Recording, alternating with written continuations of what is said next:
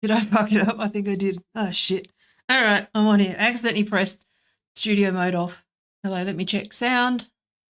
One day I'll do all the things I'm supposed to do. The lighting looks good. The main thing is the lighting looks good. But we'll get there. I don't know if anyone's around. Hang on a second. Let me just make it so that I can see. No one's watching that I can see at the moment. It's a weird time of day. For people who, don't try to sort of, I don't know, I have to schedule streams at different times of the day because obviously, because I'm like GMT +8 or UTC +8, obviously it's a little bit tricky for time zones like this throughout my business, like trying to schedule a conference call with both EU and America at the same time. It's practically impossible unless I'm up at 3 a.m, and I'm not streaming at 3 a.m. because I'm a pumpkin at that time. But so it is a weird time of day, but that's okay. I'll interact if need be. And if it gets, too crazy, because I think there's, it's been a really strange, it's a shame I've been so busy actually. And I think I would like to get to the point where I am streaming maybe half an hour. There's a couple of ways to go about it. Okay. Which is that I either do a epic sort of 2-hour stream. Whoops, did I hit a button then? Hang on. No, we're okay. Where I either do like an epic, sort of 2 or 3 hours, knowing full well that I'm not going to edit clips and people are just going to bury through, or I just, accept the fact that I'm not going to, and I stream every day for half an hour, but commit to doing it for 30 to 45 minutes every couple of days. But the problem is that once you start doing that, you start getting into this reactive thing where you're kind of doing more reacting to the news rather than, so, that's just it's a time and resources thing, and it's just, that's how it goes. And, but I do need to just try and get a workflow going for edits. And also, even if I do a big stream, just sticking to script. And, unfortunately, I end up just getting wound up and going for longer than I plan every time because I get going. It's part of a job, right? So my CPU seems to be okay. My tech seems to be okay. Drop frames 0. I think the sound might be okay as long as I don't yell. I've still got to fix that clipping, but that's all right. We'll get there. But yeah. So what a load of old shit! Never gets old. Never gets old. All right. So I thought that I obviously, because I was recovering like the last month or so, I was sort of, obviously we know, if you've been watching my stuff, you know that the Twitter files, like is pretty much that honestly, I'm a little bit salty about it. I tweeted about this the other day. I'm a bit salty about this, which is the fact that I spent how many years saying all of these things and treated like I was crazy, explaining how a lot of this stuff works, reverse engineering it from the outside. And I don't think people really quite understand everyone has this hindsight bias where, when it's in front of them, it's obvious. Oh, well, we knew that all along. Of course we knew that. We knew that people would, but it wasn't obvious at the time. And people like me did reverse engineer it. And I did say, this is what they're doing. This is how it works. I took the time to educate people. I was talking about these issues years and years ago. I based purely from the outside, purely by reverse engineering all of it. And, I got to admit, I am a little salty that there's all these sort of journalists, right, who are late to the party.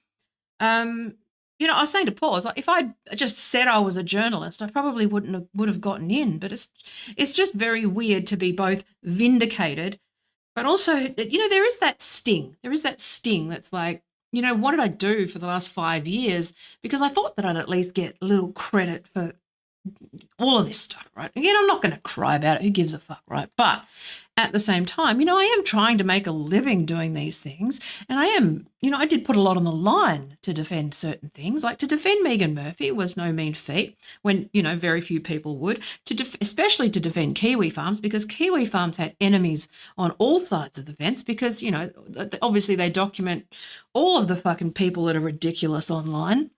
Not just, any particular group. So, when push came to shove, most people were just quiet about it. And it's the same thing with the bots and astroturfing. And, everyone was always just sort of dancing around these issues. And they still are. They're still just looking for an opportunity to sort of own their side and, take on their enemy, not dealing with the systemic problem of the fact that, there's these attack vectors that exist in tech that should be more trustworthy, more neutral.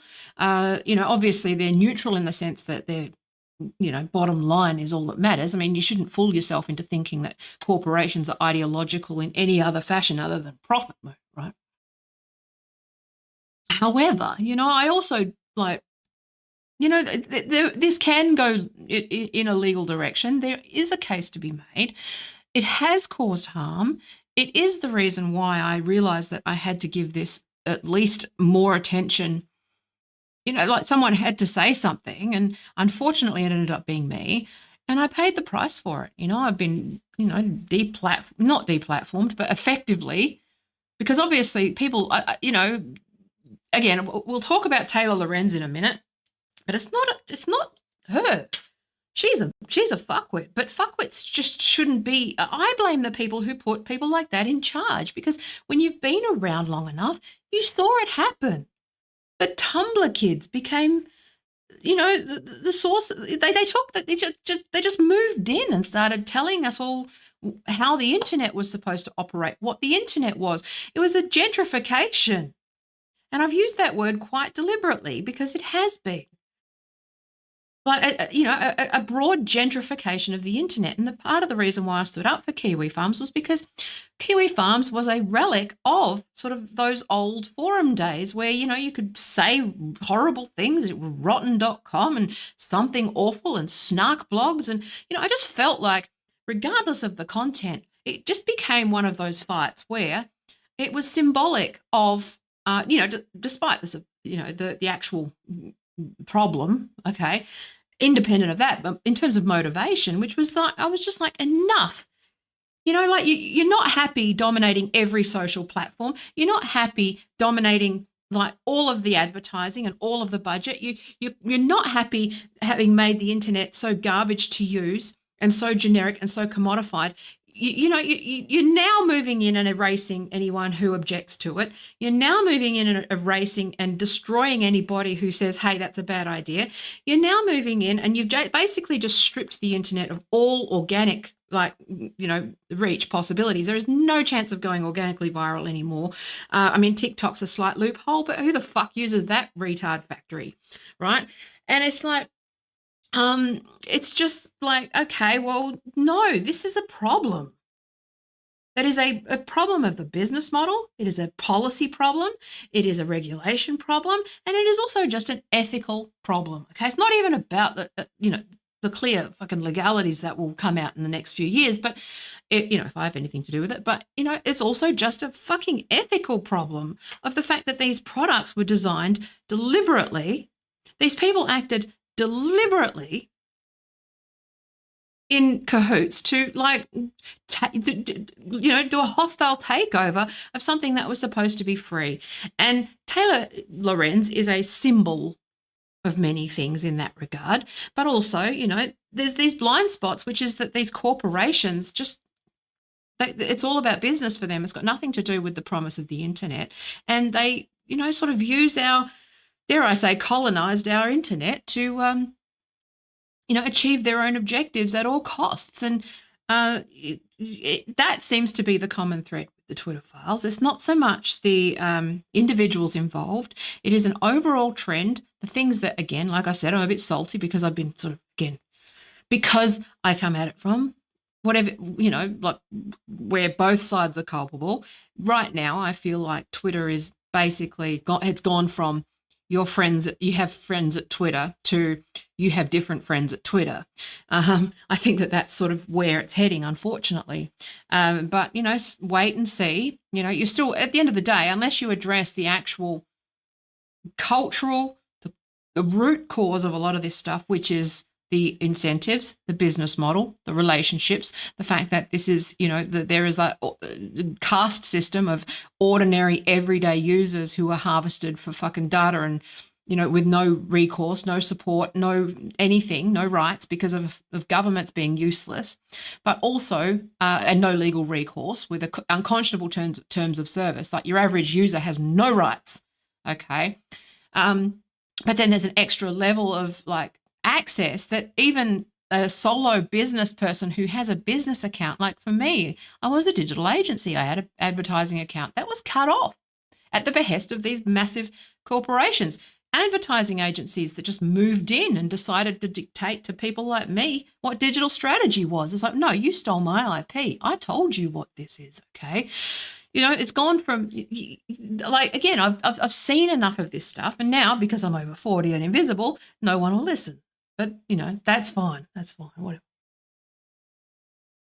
But I am a little salty about it because obviously, I could actually fucking make a difference if I had a platform and, I paid the price. It's very easy to come in as a journalist with a platform who's not really paid any price here when I've actually lived this and paid the price for speaking up when it was uncomfortable to do so. I spoke up in defense of Kiwi Farms when nobody would.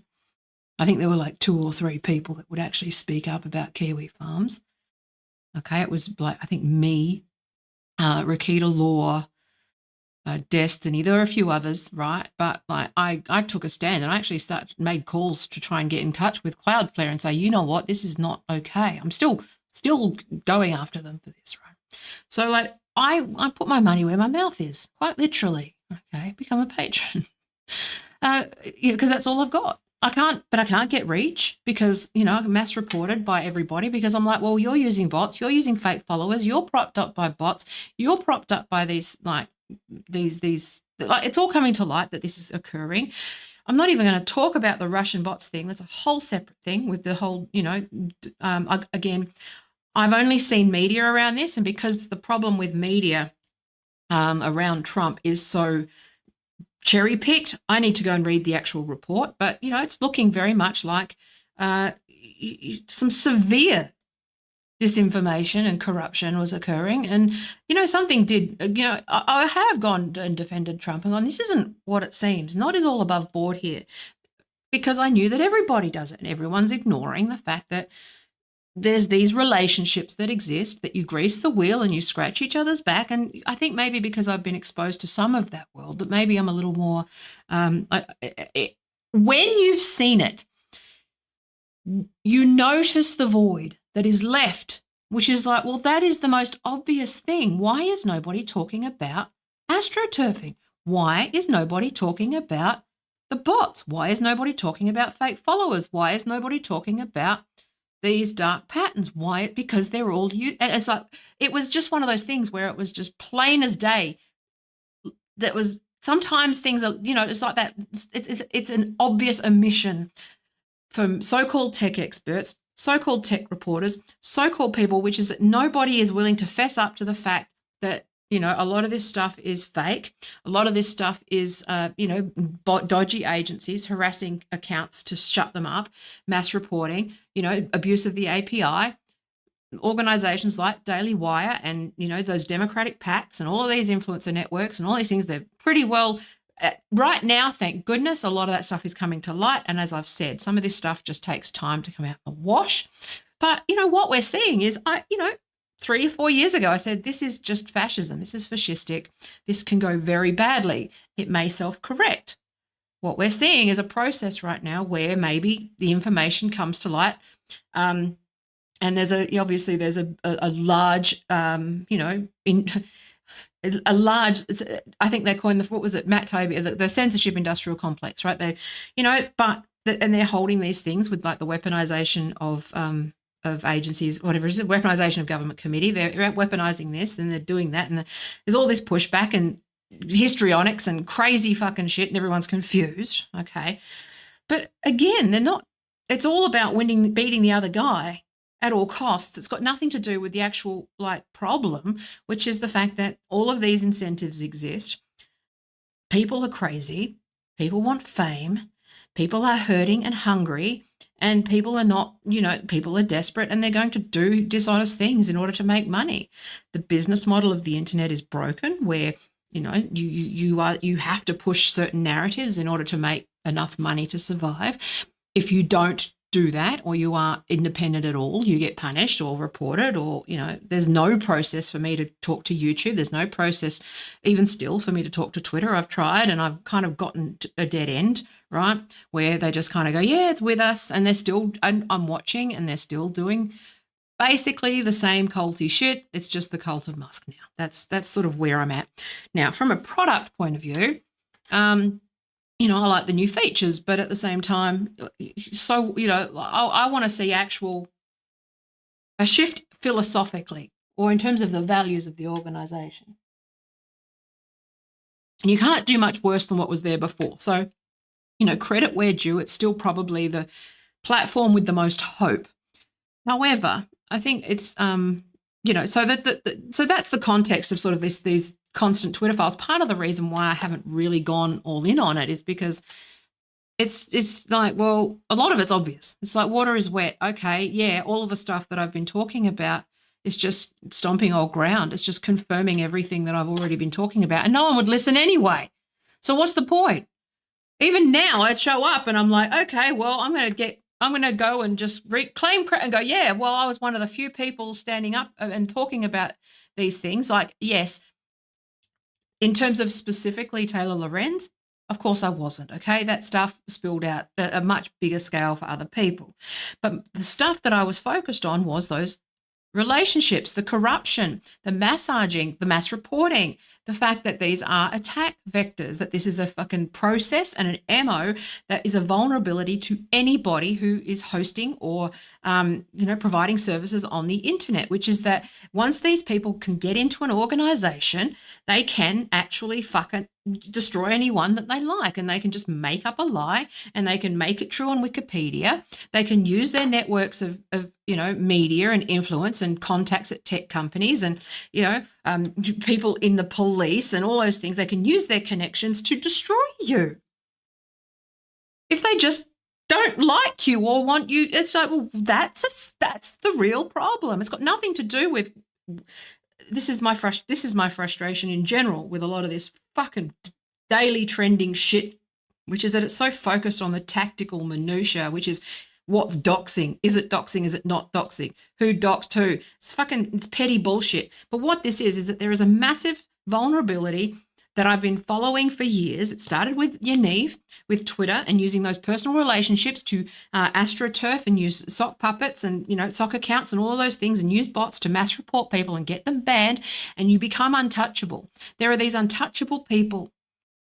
And that's the real problem, is that there are people who are not accountable to the same rules as us. They can manipulate their relationships. They are corrupt. And they are able to do that. And that is anti-user. That's the threat to democracy. That is the threat to the integrity of the internet. That is disinformation campaigns. Those things. And it's just like, well, that's why I kept saying, like, that's why everyone's just, the thing that I saw was that they're just accusing everyone else of doing what they're doing. And you just follow what they're accusing everyone else of and you get your answers. Which is, Hillary Clinton using bots. I was like, no, you are too, fuckhead. You're using bots. Taylor Lorenz, harassment and doxing. Yeah, that's what she's doing, okay? It's just those things, right? So let's read the Twitter files, right? So I'll go through this. So there's an article and the Twitter thread, and I'm just trying to decide which one. So this appeared on Twitter in a Twitter thread, but what I'm going to do is go through the article, because it's just a little bit easier for me to do that. Okay, so let's go with screen share. One sec. Okay, so Twitter files. So Twitter provided privileged access to banning Queen Taylor Lorenz. Twitter engineer assisting me laughed, wow, she's a heavy user. Probably people probably say that about me too. I am a heavy user. That's because it's open during the day, right? Okay, a 10-minute read. So shortly after Elon Musk purchased Twitter last October, he reinstated several accounts the company had banned, triggering anxiety among tech-savvy reporters and eliciting a blaring headline from one of his greatest critics, The Washington Post's Taylor Lorenz. Opening the gates of hell, Musk says he will revive banned accounts. Her detractors portray Lorenz. Oops, hang on. Oh, it's done that. I hate fucking Substack when it does this. Continue reading. Unless, fuck me. You've got a button. I will do that. I fucking hate Substack. So her detractors portray Lorenz as hyperbolic and anxious, a characterization she fulfilled by charging that Musk was setting off alarms across the internet. Elon Musk plans to reinstate nearly all previously banned Twitter accounts, to the alarm of access and online trust and safety experts. Reinstating Twitter accounts certainly alarmed Taylor Lorenz as well. According to newly disclosed Twitter files, Lorenz successfully banned an account only a few weeks prior to publishing her Washington Post essay. Other files show Lorenz behind other bans, and that Twitter seemed to have a special relationship with her, water is wet, sending out an alert after Tucker Carlson did a short segment on Fox News ridiculing her often criticised reporting. Okay. I'm going to move to the Twitter thread because this is actually too long, but I will, yeah. So anyway, so 1, Twitter files. Twitter provided privileged access to banning Queen Taylor Lorenz. Okay. So Twitter engineer walking me through their reporting system. Wow, she's a heavy user. So shortly after that, she got apoplectic, writing that Twitter was opening the gates of hell by letting banned accounts back. Take a wild guess what Taylor did the month prior. Okay. Month prior, Taylor Lorenz got this tiny account banned. Surprise. See, I'm not really a fan of the tone of this. It's not really, yeah. So I think it undermines the credibility of the reporting if you sort of, but I also understand that, it's content. So the account detailed Lorenz as a Manhattan rich girl who attended Swiss boarding school and whose uncle owns Internet Archive, thus erasing her past. And this is actually pretty funny. So for the record, this is all, so that's the tweet, which is said that who she was, that she grew up in like $1 million, $5 million mansion, and that who she in the relationships, right? And then I love community notes because it obviously is like the Internet Archive is a non-profit organisation chaired. It's the coldest thing you can do is just correct that. But it is conjecture. I did actually read some stuff about that and her relationship with the Wayback Machine, and that, there's questions to answer there. But But did at Fear the Floof violate Twitter's rules? Nope. No ban, evasion, abuse, harassment towards Taylor Lorenz, platform manipulation, or the sharing of personal information. The account was generally healthy and mostly conversational commentary in nature. And that's the thing, is that there's just these people. Again, I want to talk to, it's not about this one person. Imagine that anyone that you piss off that has the relationships at Twitter can actually do this. Do you know how many times I spent, do you know how many, not times, how long I spent trying to get a contact at Twitter because I knew that I was being targeted and I knew that this was happening, and I was just like trying to alert them to the problem, and I couldn't even get in contact with anybody. And I know people that are really well connected who didn't have relationships at Twitter. And I had a business account, I had an agency account. I'm pretty well networked, and I could not get hold of Twitter. So you have to be pretty fucking well connected to be able to get this kind of access at Twitter. So I think that you got to understand that I know people who should have access to Twitter. Let's put it that way. And they don't. They couldn't get in touch with anybody at Twitter either. So it was very clear that there were people who were insiders and people who were not. And even it didn't have anything to do with your level of influence. It didn't have anything to do with your level of power. Twitter was just impenetrable. Okay. So that's the context of this that you need to understand, is that it was very difficult to get anything done at Twitter. Because I've been able to escalate anywhere else, but I can't escalate it I couldn't even get a contact. So basically, so this is some internal comms at Twitter. So Twitter said basically that they didn't find any violations, and that so that they were cleared and that there was no harassment. There was no other mentions aside from that all that sort of stuff. You can go and read it yourself. But nonetheless, Twitter suspended the account because it violates the Twitter media policy. And the account then deactivated. So they suspended. So basically, even though there was no evidence that this was actually happening, right, that it showed who, because there's been some conjecture about who she is and how old she is and who she's connected to and why the fuck she has a job as a technology reporter at the Washington Post, because that is a position that should be somebody who's generally pro-tech, not anti-tech. And that's been her whole thing, right? Which is that she is, anyway, she uses her position to take down anybody that she perceives to be, harassing or whatever the fuck. Okay. So she's a crybaby. Anyway, so nonetheless, Twitter suspended it and then deactivated. A month prior to that, Lorenz went after Dr. Jay Bhattacharya for tweeting. I think he's like one of those COVID banned people, right? For tweeting an email by her friend and itinerant blogger, Walker Bragman. Bhattacharya tweeted a harassing email Bragman sent him, and it had Bragman's contact info. So again, Taylor Lorenz, a reporter at one of my partners. So these relationships are actually the thing that you need to be aware of, because this is just one of them. It is not all of them. And so this was when you're actually thinking about why I spoke up at the time. And it links very much to sort of having God mode access at Twitter. It's just such a leaky bucket in terms of cybersecurity. This is very much a cybersecurity problem as much as it is a policy one. Okay, and that, obviously they overlap with each other. But the fact that you can use your relationships to get special treatment in this manner without any visibility from ordinary users, this is the main reason why I felt like I had to speak up, because I felt that what had happened to Megan Murphy was a misunderstanding.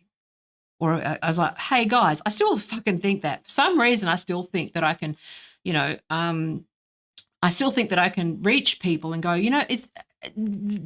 are you aware of this? And it seems like they are. And they just ignore it because it's too much fucking hassle to deal with it. And it's lazy, it's frustrating, it's hurtful. There's a lot of emotions because I love tech and I can't work in it because I can't do this. I can't turn a blind eye to these things. And that's why I stopped doing it and started trying to talk about it. And then now everyone gets the fucking credit. It's a good system. I love it. Love you, American content creators. Great. You're so inclusive. You never steal my shit and take the credit. Never. I'm not saying anyone stole my shit. I'm just saying, welcome to fucking what I said years ago. So anyway, so basically an email was sent and basically just direct line. in a JIRA. So they've literally just got a JIRA that's for people to log tickets for, like suspensions and bans and complaints and, you know, all that sort of stuff. Now, how the relationships work, I think it's worth saying that a lot of this stuff is leveraging the advertiser relationship. Okay. So if you spend a certain amount of money at Twitter on ads, obviously you get an account manager, you know, you get you get several account managers, especially for something like the Washington Post or the Daily Wire, or, you know, any kind of Murdoch, like corporate, you know, Murdoch publications, or, you know, large media organizations where media is there's this really incestuous relationship that occurs with I mean, a lot of this stuff is just about the ads, about advertising agencies and the conflict of interest between the people who are buying the media, okay, the people who are selling the ads, okay, so they're selling the ad space. So you've got the media, that, you know, Washington Post, all that stuff. So they're selling the, you know, ad space and they're getting clicks to sell the ad space. But then you've got the media buyers who are either in-house or running out of an advertising agency, and a lot of their stuff is automated, a lot of their stuff, but those relationships are very incestuous. That's why it links back a lot to that. Sorry, I'm stammering my words, but I'm just trying to explain. So in the advertising industry, if you look at the ad industry fraud stream that I did like some weeks ago about this, which is there's this incestuous relationship between advertising agencies, newspapers, TV, you know, and they're always sort of whining and dining and doing, you know, greasing the wheel and all that sort of stuff. Okay. And in the back of that, they're running all these ad campaigns, and everyone just makes a fuck ton of money from basically like false bullshit traffic. So the more traffic you get, the more the newspaper earns. Okay, so they're going to write their clickbait. The more ads they run, because advertising agencies sell a lot of their retainers are based on a percentage of spend. So the more, how's this for a fucking bullshit incentive? The more that the advertising agency sells on behalf of, let's say, Coca-Cola. Okay, so let's say Coca-Cola wants to advertise in the Washington Post. That middleman, which is the advertising agency, they make more money the more money they take from Coke and give to the Washington Post, you know, percentage of spend a lot of the time, okay, especially in like pay-per-click and internet like campaigns, okay? Now, you've also got this thing where media buyers will give kickbacks to individual people, right, within organizations to try and get a better deal for their client and all those sorts of things. So you've got all this sort of corruption, and everyone gets rich based on the fact that Coke's being ripped off, you know, and obviously the marketing team at Coke don't give a shit because they're being given a report. They're being told that they've, you know, this many people are clicking on their thing. They don't care. It's just a KPI for them to meet and something that they don't need to worry about. They can just hand on the report and go, oh yeah, okay, I've done my job. Let's just go on. Okay, I don't get hassled. I might be able to have one day off, right? It's a structural problem of, you know, incentives and capitalism. It's not this woke mind virus. It's a content factory for ad fraud and for bullshit. And there's a lot of political interests that obviously benefit from being able to control and manipulate narrative to either, you know, swing elections or get you to, you know, it's the same thing to get you to move from Coke to Pepsi as it is to get you to shift political parties. It's the same cynical operators, the same model, the same agency, the same tactics, exactly the same approach. And that is the problem, again, with my last stream. I talked about how you got to decouple the politics from the content for this reason, which is the fact that it is just an advertising campaign. You know, I'm still seeing these fucking idiots online like, woke is religion. No, it's not. It's an ad campaign, and people are stupid and they're falling for fucking advertising. It's really not that tricky. It's not that difficult. It's really not that difficult. So, so Bregman played this all up on Twitter, of course, to call attention to himself, retweeting Bhattacharya's tweet. I don't know how to say. Before people, I haven't paid attention to the COVID drama. I tuned out. I was like, fuck it. I knew what it was and I moved on. So before people made fun of him for doxing himself, Manhattan, rich kids playing at journalist are easily bruised, it seems. Okay. Okay, so yeah, blah, blah, blah. So here we go. So several of Lorenz's past reporting targets tell me she seems to work in concert with her sources, which is true. Now, we saw that with Kiwi Farms, where basically she will work in concert with her sources. She'll write the story, and then what they will do is they will change Wikipedia, and they will use the Washington Post, Rolling Stone, Mother Jones, Wired, and a handful of other publications to then use those as an attack vector at Wikipedia, which is that you can only link to a media source or what is considered a credible media source in order to update, to get that stuff accepted and edited, right?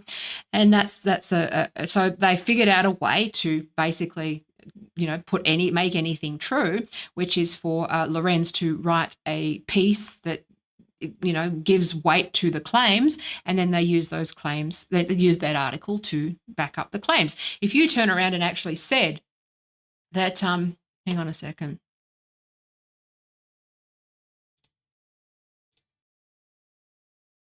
So if you turn around and actually said that, so if you tried to, you've seen this happen with a few people actually, where they've been the target of these sorts of campaigns. Kiwi Farms was a target of this, which is what they just print something untrue in a few different publications with a few key actors that are sort of coordinating together with sources to take someone down behind the scenes. And then they will make the articles they write the authoritative source, and they just make things true. Okay. And if you're that individual and you are saying it's not true, that's not considered a source, right? Unless you are also, this is the power that the media have with something like Wikipedia, which is that they're considered an authoritative source, but you aren't. So even if they decide to defame you or say something about you or say something, you'd better hope that you can appear in other media to dispute that, and you better hope that you've got more votes than them. It's a glaringly obvious exploit that Lorenz has been central to. And this is where that MO that I talked about with Kiwi Farms, and I've seen it, like Univ abuse that at Twitter. I saw Univ abuse that process. And I was like, well, because I know how it works underneath, all you'd need to do hypothetically is just have a bunch of bots that are sort of mass reporting an account, use an insider, make an account look unhealthy, right? So actually, I want to go back to that. So this was actually, so I want to tell you what healthy, hang on, where did I go? So up here, right? So this is where you say the account was generally healthy and mostly conversational. So when they say generally healthy, what that means is all the signals and stuff that they use to determine an account health. It's like how much you reported, how much you're blocked, how much you swearing, all of that stuff in the CRM that the first round of Twitter files actually showed, which was that your account health is determined by a bunch of hundreds, potentially thousands of different signals. Okay, but what these guys have done is that they exploit that by mass reporting you. Every tweet you ever make is just instantly reported. That's why the padlocking worked the way that it does, because once you're padlocked, you can't mass report the tweets. It's only public facing accounts, okay? And that's why people saw that increase in engagement, because they weren't being suppressed by a mass report script. And also, I'm still on the fence about whether that's been fixed. I don't think it has, based on what I can see, but we'll wait and see. But, API abuses, so fake likes, fake followers, the second that someone tweets, they're putting thousands and thousands and thousands of likes on that tweet. That will trick the algorithm into thinking that everyone likes that. Okay, so it uses positive and negative. So mass report or block is a negative signal, and likes and retweets are considered a positive signal. Okay, and then underneath that, you've got your replies. And so the nature of those replies is that, that can be dependent, lots of different factors, right? So then you've got that, but then you've got a strike system. So if you've been suspended for fucking up a little bit before, then you're on your second or third strike, and you sort of head your way into a permanent ban. And so these guys know how to abuse that, okay? But the thing about the account health is that, that's easily gamed. And that's why these block lists, right? People who put you on a block list, that's a problem as well with platform manipulation, because if people look at you, they can't possibly look at this stuff manually. Okay, this is the problem, which is that rules for thee, not for. We also know that it's physically impossible to manually review every account. Okay, and the fact that some people have access and some people don't to a proper review of accounts, like that's the problem. Okay, but so basically those block lists, being put on block lists, like Twitter will look at it and go, well, 1,000 people block, or more than that, 10,000 accounts block this account. That account must be must be whatever. That's how the algorithm sees it. They see the block as a signal, okay, of your account health. Being reported a lot, it's a sign of account health. So it's easy to just report, suppress using a combination of block lists, all that sort of stuff. But then on top of that, you've got your special relationships, which is where, they can call in a favor and go. But what I think what's important here is that it's not just about the personal relationships, but a lot of this stuff is the fact that a human doesn't touch the first layers of support. This is only stuff like with the other Twitter files when it gets escalated, okay, that it gets reviewed. But for the most part, no one's ever seen your account. No one's seen anything on your account because basically they've figured out these ways around the system to, using internal contacts at Twitter in extreme cases, but mostly just using scripts that report you and your account. Unless someone sits there and looks at the account and reverse engineers the account, and they don't even have visibility on a lot of that stuff, okay? I'm not seen, not because Twitter hate me, but because I'm mass reported by God knows who, and I'm on lots of block lists, and my account's garbage. Okay. And no one will look at it. No one can audit it. I don't think they even can at this point. I don't think they've got visibility on it because of that, access, that God mode access. Of course it's going to be leaky. But I just wanted to make sure that you understood that some of this stuff is just a process thing where, you have no right of appeal, but some people do. If you're important enough, you do. And that's a problem because you can't be talking about the, democracy of tech. That is a complete 180 from what people were promised, which was that this would be democratizing, that you could reach things, that you could get organic content. It's also fraudulent in the sense that advertisers are led to believe that, like people like me who might sell them an organic marketing campaign, we're wasting their money because I'd be going, well, I thought that we could get organic reach, but we're not. It's now rigged in a way that is designed to vacuum and defraud my client as much as possible. Okay. And I'm the one who has to go, no, spend less money, and I absorb the cost. Most people won't do that because it's like they'll just pass on the costs and make more money. They're not incentivized to spend less money because they get that percentage of spend. So I'm sitting there going, well, this is a problem in the ad industry as well, but it's also fraud. It is actually just fraud because people like me who are digital specialists or were digital specialists were focused more on organic marketing, okay, and more like organic content and that sort of stuff. At no point was it ever disclosed that it was going to be impossible to be organic. And that's this is, that they're basically not sold a product that actually doesn't exist. And that was the fact that you could actually, feasibly go viral off your own back without. That actually does compromise the advice that I would give a client. That is important information, which is that I would say, well, if someone approached me for marketing advice, I'd say you PPC.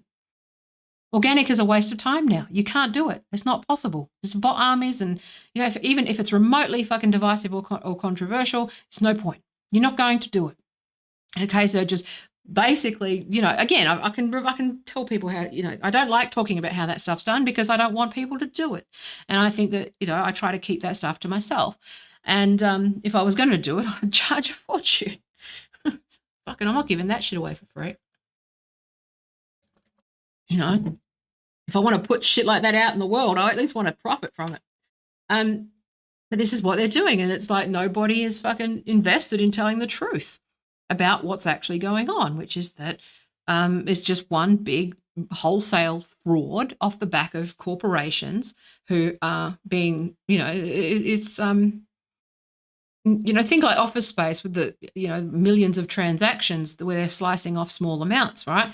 Think about that in terms of like online ads where you get paid cents in a dollar, but when you're talking about millions and millions and millions of impressions, the agencies are making that remainder without doing anything, right? So that's what the incentives are, right? They get paid the more money that an advertising agency wastes on behalf of a client, the more they get paid. It seems like a big fucking problem, doesn't it?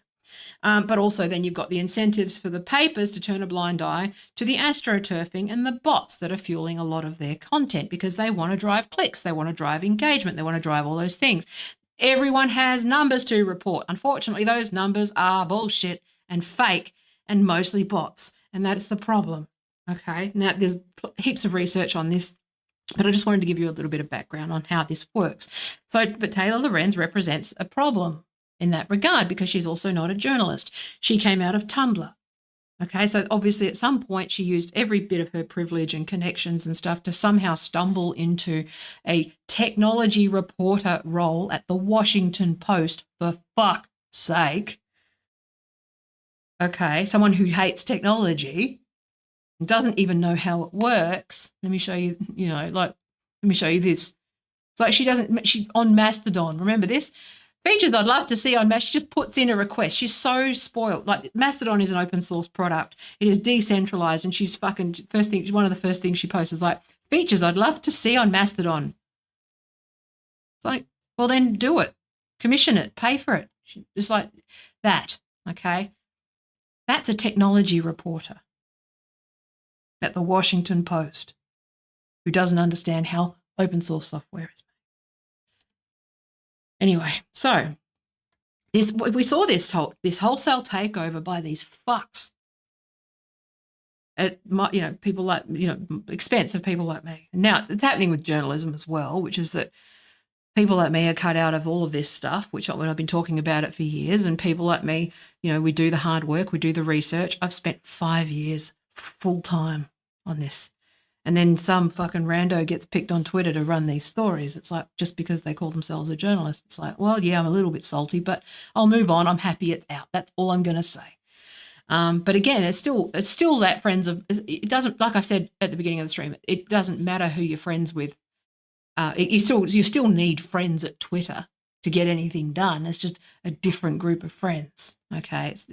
Everyday users access and independent users access, and people who aren't fucking, 1%ers in America don't get access to Twitter or to fix anything at Twitter. And that's why I'm starting to think it might be a bit of a lost cause. But hold that thought. So anyway, so Lorenz quoted, so here we go. So several of Lorenz's past reporting targets tell me she seems to work in concert with her sources. After Lorenz doxed Libs of TikTok in the Post, Alejandro Carabello sent Twitter a private letter to remove Libs of TikTok. So you do get to sort of reverse engineer some of these coordinated disinformation campaigns, as it were. Okay. Now, I'm no fan of Libs of TikTok. I think it's like terrible and garbage and wrong and malicious, and I don't support it at all. I'm not interested, and I don't like people who post, who watch. I don't know what you get out of it. Okay, you're picking on fucking young teachers. Who cares, right? But Lorenz quoted Carabello in the Post that next month. So this is a cookie cutter letter. But what concerns me is that this was someone at a lawyer at the Berkman Klein Center for Internet and Society, Harvard Law School. Pronoun she, her, of course.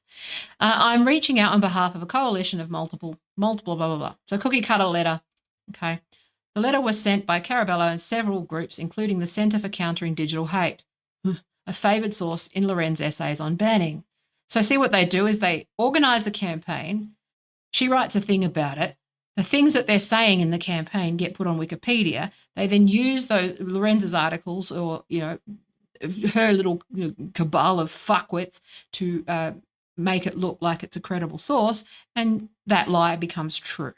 Okay. And then you got fucksticks on Twitter who then link to Wikipedia to, back up their argument because they're idiots and have no critical thinking skills. So anyway, so cookie cutter letter, right? But what's interesting is that you've got these Transgender Law Centre, Lambda Legal, Quality Federation, all these fucking acronym found all these fucking people, counterhate.co.uk, globalextremism.org, Trans equality, it's just like, oh, for fuck's sake. Like, it's obvious, like, what this is, right?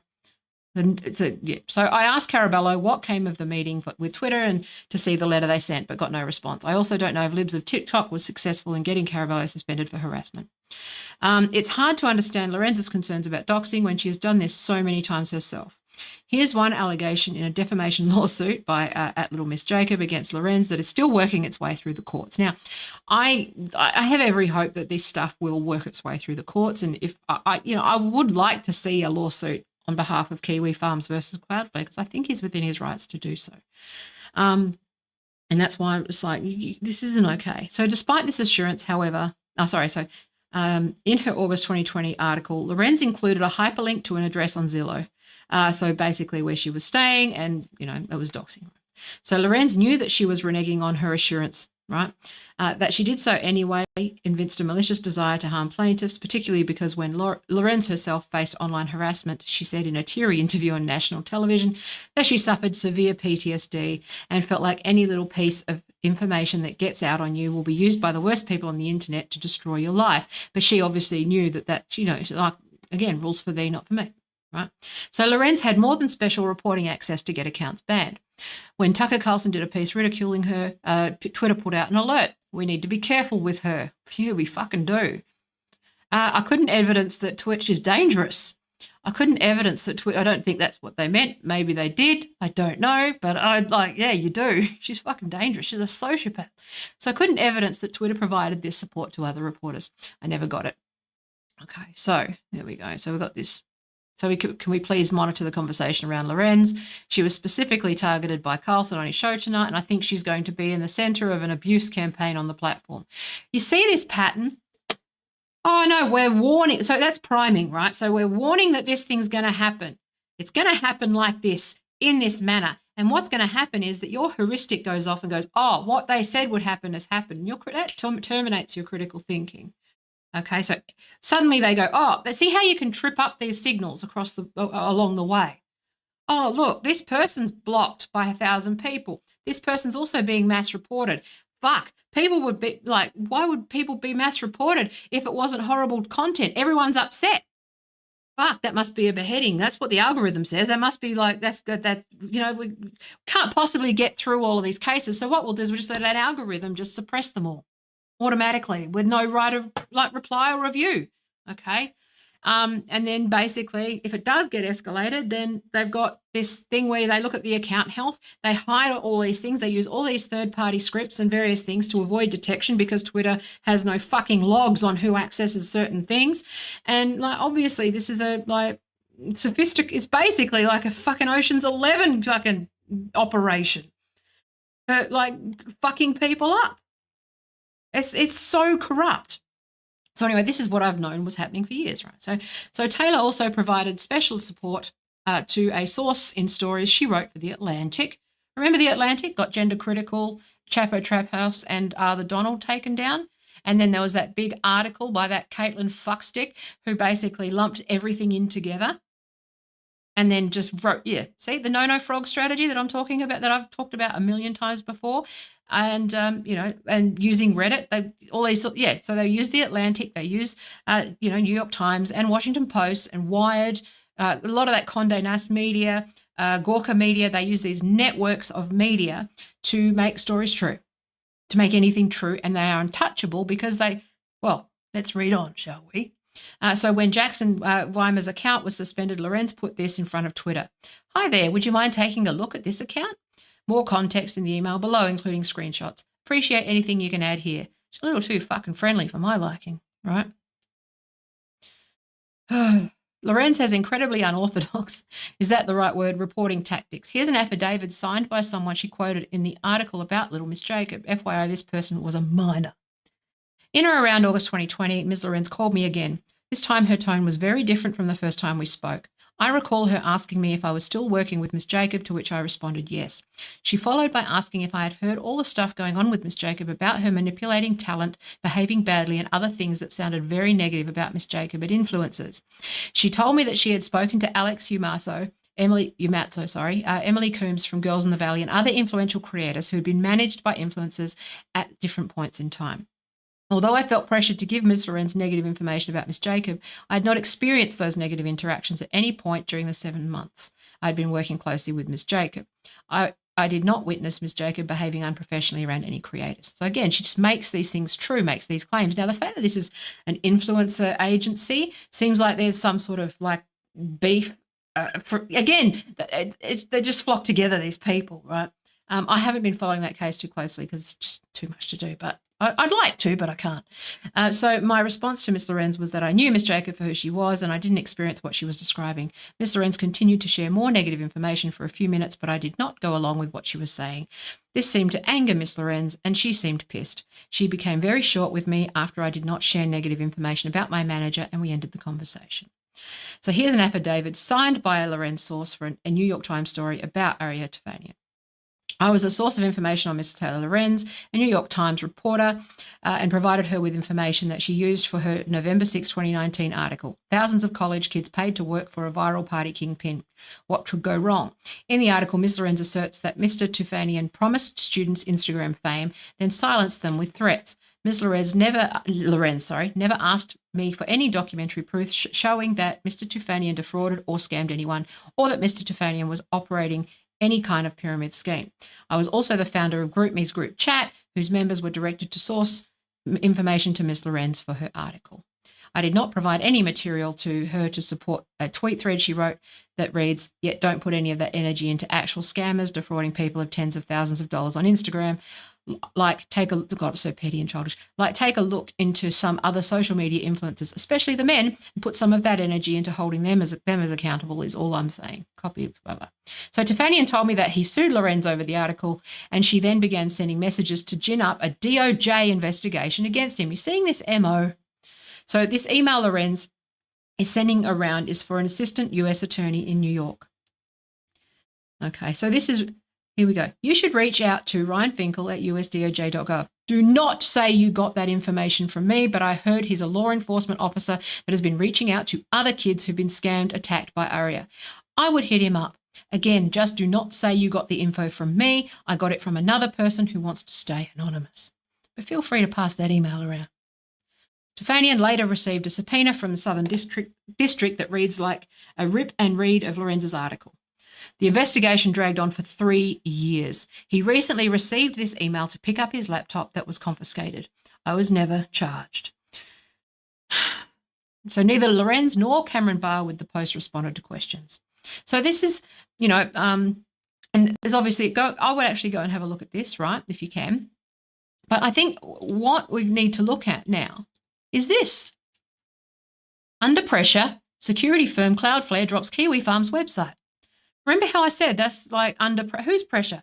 Taylor Lorenz wrote it.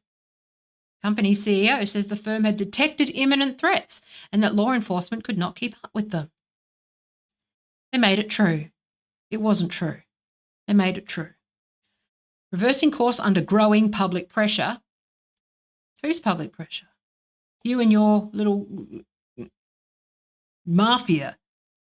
It's like it was obvious what's going on. And, again, I'm salty that I'm vindicated without profit, but whatever. I'm vindicated and that's all that matters. I love being paid in vindication. It's fucking great.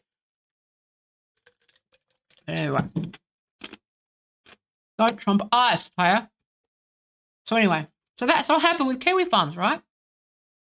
So I decided, well, Tay doesn't forget shit. Let's do this. Hey, Cloudflare. In sight of current revelations by Thacker PD, will you be investigating / reviewing your decision to drop Kiwi Farms? Under pressure, whose pressure? Lorenz? Miswrite the thing, use access and position to destroy people, and then update Wikipedia using Washington Post as the credible source?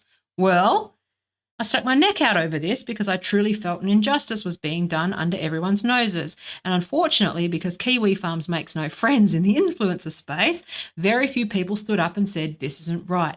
I did. An unsympathetic victim of a cybercrime is still a victim. Cloudflare dropped the ball. I offered a meeting with you on this in good faith last year. I'm a fair operator with some seniority in tech, and like some other issues, I found myself sidelined because I spoke up when others were afraid to do so. Despite the content, the basis for your removal of service to allow a planned, coordinated cyber attack is a problem. You have a clear vulnerability/attack vector. So I've explained what attack vectors are before. It's a vulnerability, right? In your org, I use specific language because Cloudflare are a security firm. Okay, this is an attack vector that it's a vulnerability in their organization. That is deeply concerning, which is that malicious actors with access and the right manufactured lie can take down a community. It is not the first time it has happened, and it will not be the last. I'm asking you to do the right thing here. You are a security company. Mistakes happen, you were scammed, but I want you to own it. It's just not right. Do you have a process or contact where I can find out what happened so it doesn't happen again? I'm not a journalist. I just care about the integrity of our infrastructure, which is built on trust, supposedly, and this wasn't right. The Post should also deal with this corruption. A tech reporter who is anti-tech is absolutely terrible at Jeff Bezos because he's totally going to see it and addressing this, but it's there on record, right? It's there. You never know. You never know who's reading or listening, or they just might notice, right? You just don't know. Always take the shot and addressing this, and also the fact that people will be. The reason why I would tag someone like that is not because I think they're going to read it or I want them, is because I know that there are people who are monitoring that and they're getting alerts on it. So they're paying attention to who's talking to them as much as they are the actual tweets, right? So this is, again, you got to understand how it works in the background. So you get noticed by the people who are watching them. So that's why I at Elon Musk or at people, because it's like, well, you're part of the conversation because people watch those search things, right? They do listening on these things. So this is terrible, Jeff Bezos, and addressing this blind spot would at least give some of us old schoolers in a little hope that there is still some souls left in tech. Sorry, there are still some souls left in tech. Happy to book a call with your policy team. Kind regards, Taya. So I screenshotted that, right? So that was just a bit of a shithead move, but it's important. I think we should stay on that because, Kiwi Farms are still like, he basically had to build his own internet for this, right? And, so blocked and reported. It's fucking hell. Yes, they did. I read it. I saw it. Anyway, I'm so sick of journalists getting credit for everything because that's all people are reading. It's like, yes, I know. I know you meant well, but Jesus Christ. Oh. Journalists are not experts. I've been talking about this for years. They showed up on the day. But anyway, so, and that's fine. But journalists aren't like the be-all and end-all.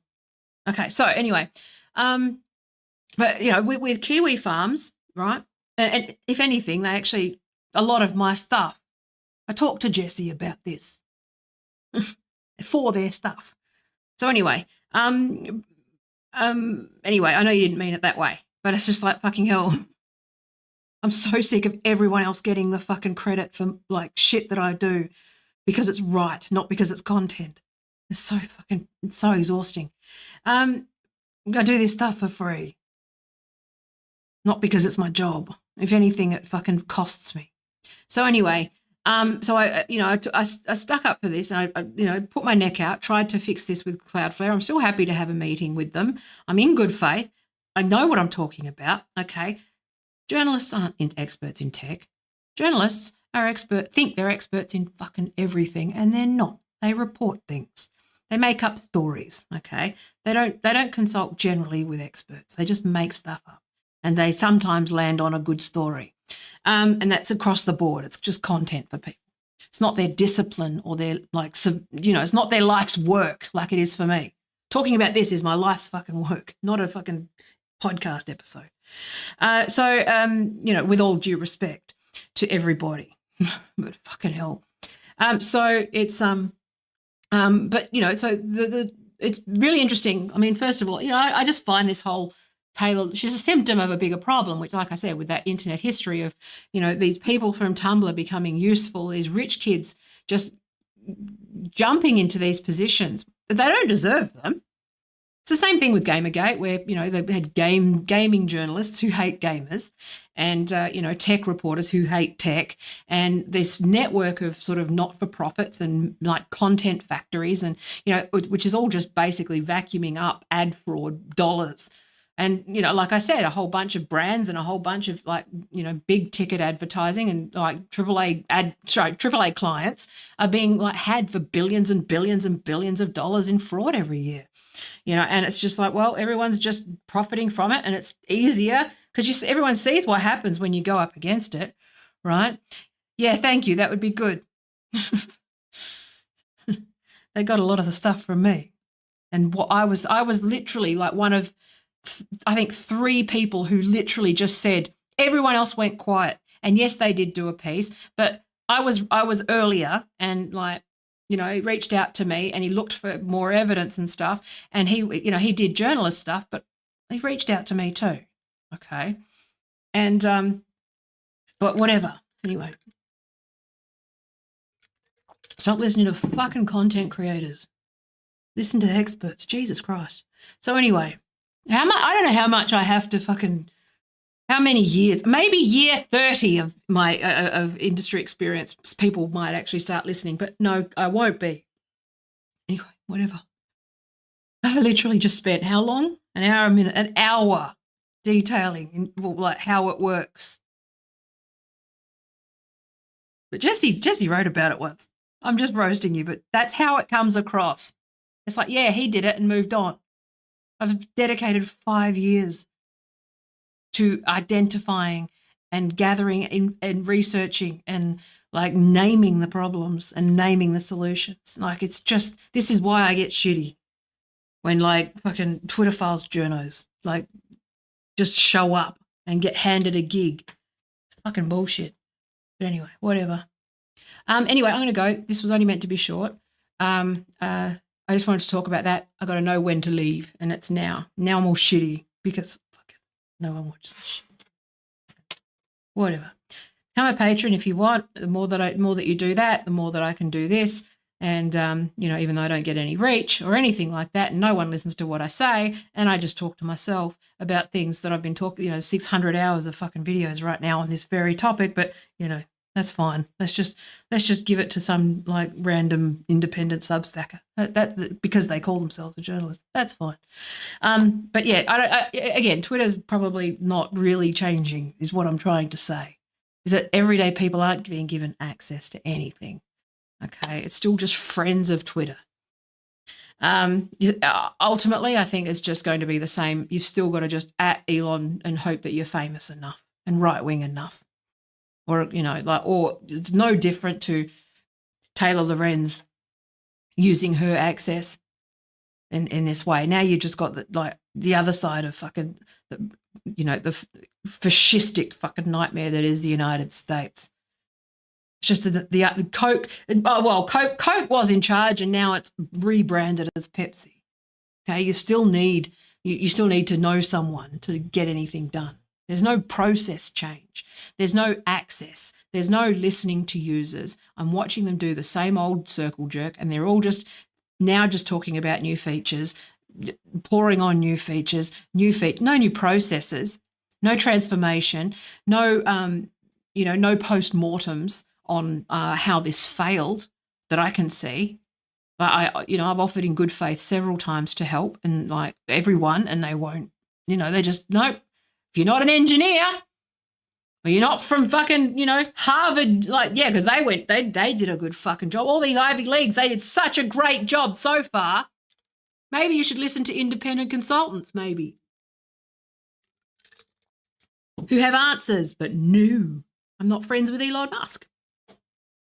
Oh, well, sucks to be me. Not really. I don't give a fuck. But I'm just saying, Jesus Christ. Anyway, it's good to be right. I like being right. It was so worth destroying my whole fucking career for. Great. I love it. No money, no credit, nothing. And then someone else going, have you watched this podcast? Yes. Anyway, I'm just giving you shit. But I appreciate the contribution. I'm not trying to dehumanize you or anything. I'm just fucking hell. This is my life. Yes, I do. I read about this all day, every single day, because it is my work. And I have to use other people who've just shown up to the party to make the same point that I talked about 3 years ago, because no one will fucking listen otherwise. So anyway, I'm going to go. I'm grumpy now. Have a good day. Become a patron. Bye. What a load of oh shit!